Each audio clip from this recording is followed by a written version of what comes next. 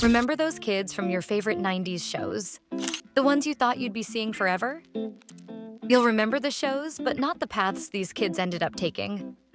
Some became youth pastors, some tried their hand at stand-up, and a few simply disappeared from the spotlight without a trace. So let's start with one unforgettable face from Nickelodeon who seemed destined for mischief. Danny Cooksey's switch from Nickelodeon to music. Danny Cooksey is best remembered as Budnick from Salute Your Shorts.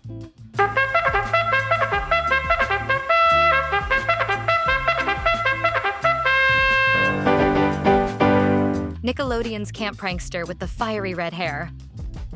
At the time, he seemed like the ultimate troublemaker and one of the network's most unforgettable characters.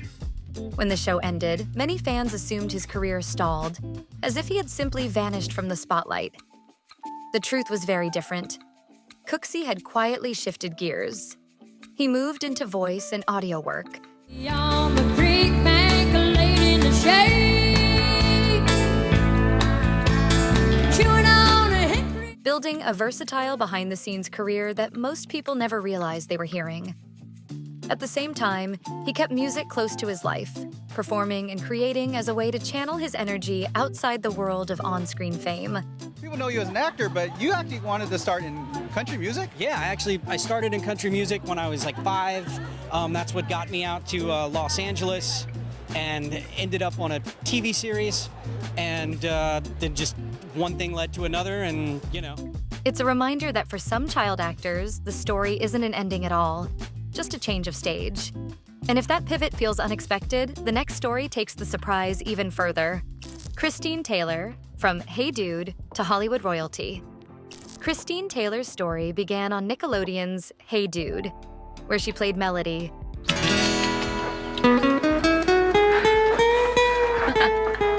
Hey, dude. The upbeat lifeguard who quickly became a fan favorite. Her charm on that show opened the door to bigger opportunities beyond the ranch pool. Her real breakout came when she stepped into the role of Marcia Brady in the Brady Bunch movie and its sequel, a move that instantly shifted her from kids' television to a wider mainstream audience. I believe these are my white knee socks. Not everything in this room is yours. She followed it up with popular comedies like Zoolander and Dodgeball, showing off her sharp timing and versatility on screen. What? With your complexion, you really shouldn't be wearing your hair pulled back that tight. What are you talking about? It pulls back the skin on your forehead, creating a tension which clogs the pores. That's why you have some light pattern dryness around your scalp.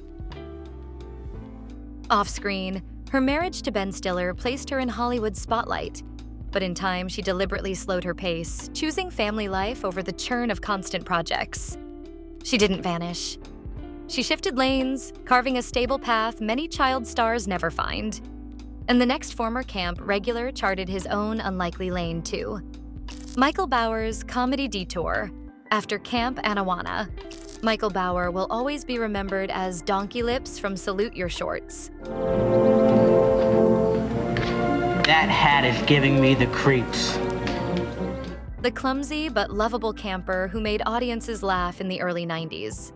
For many who grew up with the show, it seemed like he dropped out of television altogether once the series ended. In reality, Bauer didn't disappear so much as he changed course.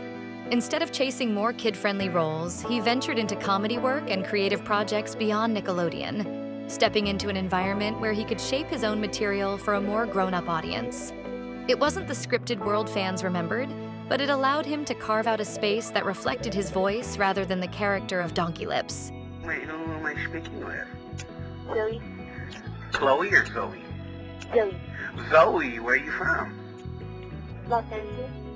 Child stars often reinvent themselves in surprising ways, and one of the boldest transformations came from another Nickelodeon favorite who turned his spotlight in a completely new direction.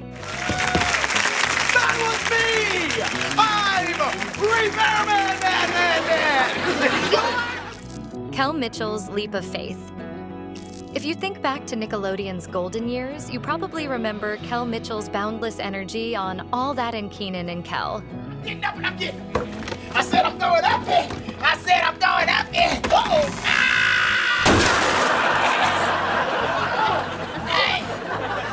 His goofy timing and orange soda obsession made him unforgettable. Is it true? Is it true? Oh yes, it's true. Ooh.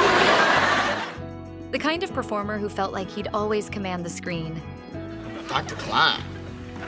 This ain't Dr. Klein, this is Dr. K. Can I speak to Dr. Klein? Man, you got the wrong number. But as the spotlight dimmed in the early 2000s, many wondered why his presence faded compared to his co-star's steady climb. We were just saying, you know how the group is called, CJ and the Cloudy Nights? Well, I was kind of thinking about, we changed it to Disco and the Cloudy Nights. After grappling with the weight of early fame, Kel redirected his focus from Hollywood's churn to a life shaped more by faith, mentorship, and community. He turned toward inspiring others, particularly young people. You think the plaintiff want to be on time, you know what I'm saying? Y'all late. Ain't got no future in the law bending. You know what I'm saying? Ooh. Through roles that placed purpose above performance. Sometimes the brightest TV energy finds its way onto a quieter, more meaningful stage. And if Kel's pivot feels unexpected, stay tuned. Robert, tell us all about it. Well, Okra, I just can't seem to stop throwing stuff. I feel the hurt. And how long has this been going on? You'll be shocked by number 1. But first, let's revisit another Nickelodeon star whose story unfolded behind much more private doors. Michelle Trachtenberg's retreat behind closed doors. Well, I was 3 years old when I got into acting, so at that point in my life, it was about, Michelle Trachtenberg first made an impression on Nickelodeon in The Adventures of Pete and Pete, where she brought a quirky and memorable spark to the series. What are you, some kind of serial killer? I'm just protecting my turf. A few years later, she reached her breakout role as Dawn Summers on Buffy the Vampire Slayer. What are you doing here? Buffy, if you're going out, why don't you take your sister? Mom! A part that introduced her to a worldwide audience before she was even out of her teens. For a time, it seemed like she was set for an unbroken rise in Hollywood. Yet her path took a quieter course. Rather than staying in constant rotation on TV and film, Trachtenberg stepped back from the relentless spotlight. She continued acting, but carefully, choosing fewer projects while maintaining a much lower public profile. Give me your poor. You're tired. You're rounded masses, struggling to be free through hard-patched clay. Her choices highlight a reality many young stars face: the difficulty of growing up under public scrutiny and the value of prioritizing balance over endless visibility. Not every child star needed center stage to stay creative. She also died this year. Danny Tamborelli's Nickelodeon to music journey. Danny Tamborelli was another Nickelodeon regular, stealing scenes as Little Pete on The Adventures of Pete and popping up in sketches on All That. With his offbeat humor and fearless delivery, he stood out as one of the most recognizable kids of the network's 90's lineup. And because of that, fans were surprised when his face stopped appearing on TV as the years went on. What actually happened was a creative pivot. Tamborelli shifted his focus into music, performing with indie rock bands like Jounce, where he played bass and got a chance to perform live without the expectations of child stardom hanging over him. Later, he found another outlet with The Adventures of Danny and Mike, a nostalgia-driven podcast he co-hosts with his former Pete and Pete castmate, reconnecting with fans through conversation and shared memories. You might hear his voice today without realizing it's him. One of many surprising second acts. Larisa Oleynik's theater transformation. Fans of Nickelodeon in the mid-90's will remember The Secret World of Alex Mack. Larisa Oleynik's role as the everyday teen with strange new powers made her one of the network's most recognizable stars, and her popularity suggested a Hollywood career that could have stretched for decades. But rather than chase blockbuster roles, Oleynik made a deliberate choice to pursue theater, stepping into stage productions that gave her space to explore complex characters in front of smaller live audiences. Alongside her acting, she also dedicated time to grassroots activism, putting her energy toward causes that mattered to her personally. For viewers, her path is a reminder that some child stars trade the chase for fame in exchange for creative control and meaningful impact. And while Olenik found fulfillment in smaller circles, another 90s favorite walked a much tougher road before finding his own return. Devon Sawa's second act. In the mid-1990s, Devon Sawa seemed to be everywhere. From Casper to Now and Then, he was the teen idol whose posters filled bedroom walls, the kind of actor magazines couldn't stop calling the next big star. For a while, his career looked unstoppable. But his rise slowed down. Personal struggles pulled him out of the spotlight, and audiences who once saw him everywhere suddenly saw very little of him at all. It felt like another story of a young star who burned bright and then disappeared. That wasn't the end, though. Sawa made his way back, this time leaning into darker projects like Idle Hands and Final Destination, roles that gave him space to shed his heartthrob image and prove his range.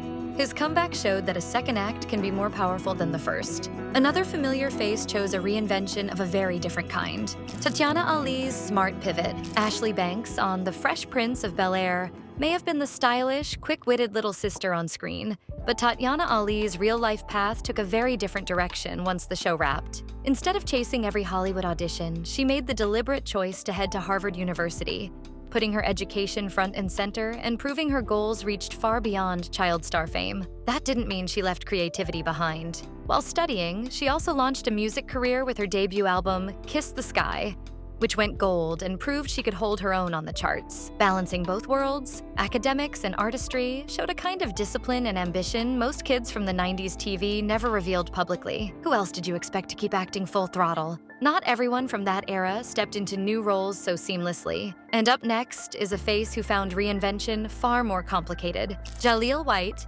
beyond Urkel. Jaleel White's name will always bring back memories of Steve Urkel, the suspenders, the glasses, and a character so big it seemed to take over his real career. That kind of recognition was both a blessing and a wall to climb, as he struggled with being typecast long after Family Matters ended. White's way forward was to step sideways. He became the voice of Sonic the Hedgehog in several animated series, and later moved into producing work, giving him more control over the projects he tackled. These choices gave him new paths that didn't depend on revisiting Urkel again and again. He turned being boxed in into a new lane, proving there's more than one way to stay relevant after early fame. And when you look at stories like his, it's clear, the faces we grew up with rarely disappeared. They just found new directions.